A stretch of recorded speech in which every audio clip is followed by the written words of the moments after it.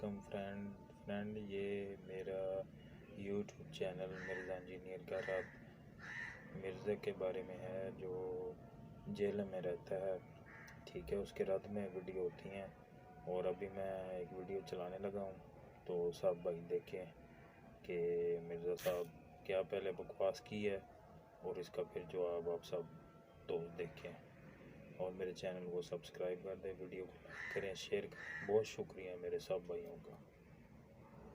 بسم اللہ الرحمن الرحیم۔ مرزا نے رفع دین کے چھوڑنے پر مختلف فتوے لگائے، لیکن جب اس کے ابوں کی بات آئی تو سارے فتوے اپنی بغل میں دبا لیے۔ رفع دین نماز میں کرنا فرضی ہوتا ہے یا صرف سنت ہے؟ پوری نماز ہی سنت ہے جی، رفع دین کو بیچ میں کیوں سنگل آؤٹ کر رہے ہیں؟ سنت کا مطلب ہے نبی علیہ السلام کا طریقہ، تو پوری نماز نبی علیہ السلام کا طریقہ ہے۔ آپ کا یہ طریقہ ہے کہ آپ 5 نمازیں پڑھتے تھے، 5 نمازوں میں ہر رکعت کو آپ جس طرح ادا کرتے تھے وہ آپ کا طریقہ ہے، وہ اسی طریقے پہ کرنی ہے، اس کی آگے تقسیمیں نہیں ہونی ہیں۔ ایک ویڈیو میں آپ کہہ رہے ہیں کہ سنت نماز پڑھ لو تو ثواب ہے اور نہ پڑھو تو گناہ نہیں، تو رفع الیدین بھی تو ایک سنت ہے۔ اس کے اوپر میں تفصیلی ویڈیو ایک ریکارڈ کروا چکا ہوں،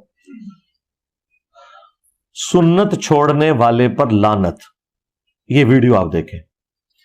رفع الیدین جو سنت ہے نا، یہاں سنت سے مراد طریقہ ہے، جو نبی علیہ السلام کا طریقہ چھوڑ دینا وہ لعنتی ہے، سیدھی سی بات ہے۔ ایک ہے الگ سے کسی چیز کا سنت یا نفلی ہونا، یہ بالکل اور بات ہے۔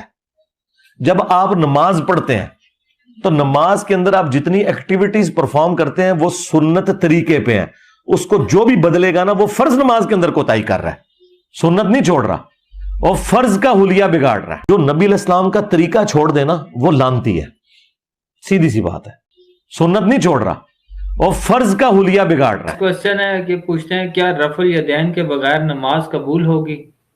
اللہ کو پتہ ہے جی، یعنی یہ آپ کہہ رہے ہیں پہلا رفع الیدین بھی چھوڑ دیا جائے تو نماز قبول ہوگی کہ نہیں ہوگی؟ یہ حنفیوں سے جا کے پوچھیں گے اگر کوئی پہلا رفع الیدین کرتا ہے نہیں کرتا نماز قبول ہوگی کہ نہیں ہوگی، تو وہ کہیں گے نہیں وہ سنت ہے، تو بھئی باقی والے بھی سنت ہے۔ نماز کی قبولیت کا تعلق وہ اللہ کے ساتھ خاص ہے۔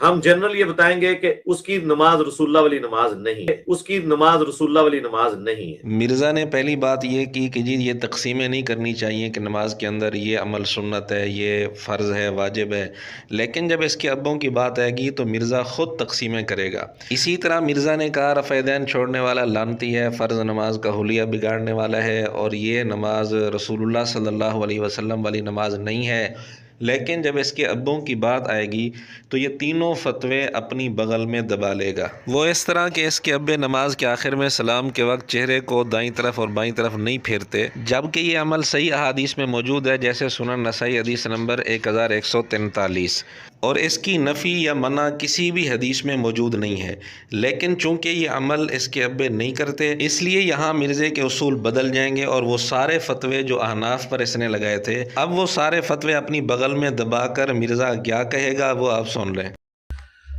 اہل تشیع بھائی نماز کے اختتام پر دائیں اور بائیں گردن گھما کر سلام نہیں کرتے، کیا ایسا درست ہے؟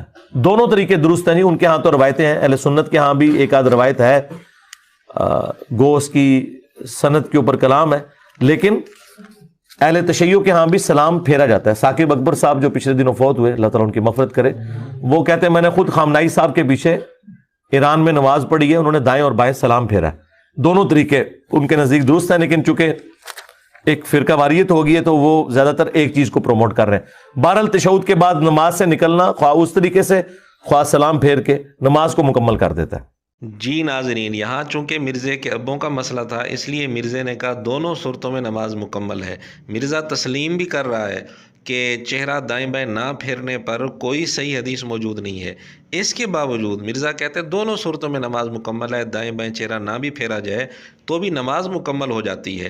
یہاں مرزے نے یہ نہیں کہا کہ یہ رسول اللہ صلی اللہ علیہ وسلم والی نماز نہیں ہے، یہاں مرزے نے یہ نہیں کہا کہ اس سنت کو چھوڑنے والا لعنتی ہے، یہاں مرزے نے یہ نہیں کہا کہ یہ فرض کا حلیہ بگاڑ رہا ہے، کیونکہ یہاں وہ اصول نہیں چلیں گے جو اس نے احناف کے خلاف بنائے تھے، کیونکہ یہاں اس کے ابوں کا مسئلہ ہے، یہاں اصول اور ہوگا۔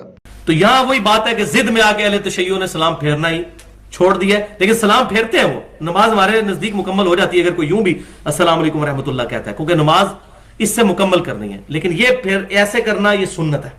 अस्सलाम वालेकुम कहना जरूरी है, तो वो भी कहते हैं। जी नाजरीन, देखा जब अपने अब्बों की बात आई तो तकसीम भी दुरुस्त हो गई कि ये अमल सुन्नत है, ये ज़रूरी है, चेहरे को दाईं बाईं फेरना ये सुन्नत है और सलाम ज़ुबान से कहना ज़रूरी है। अब ये तकसीमें दुरुस्त हो गई क्योंकि इसने अपने अब्बों को बचाना था, अपने अब्बों के लिए उसूल और था। जब अहनाफ की बात आई थी तो कहते नहीं नहीं, ये तकसीमें नहीं करनी चाहिए।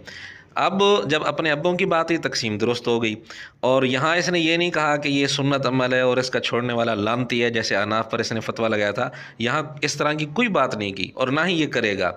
और इसी तरह ये भी यहाँ इसने नहीं कहा कि जो सलाम के वक्त दाईं तरफ बाईं तरफ चेहरा नहीं फेरता वो लानती है, वो नमाज का हुलिया बिगाड़ रहा है और ये नमाज रसूलुल्लाह सल्लल्लाहु अलैहि वसल्लम वाली नमाज नहीं है। इस तरह की कोई बात नहीं की इसने और ना ही ये करेगा। यही मुनाफ़िक़त आपके सामने वाज़ेह करनी थी।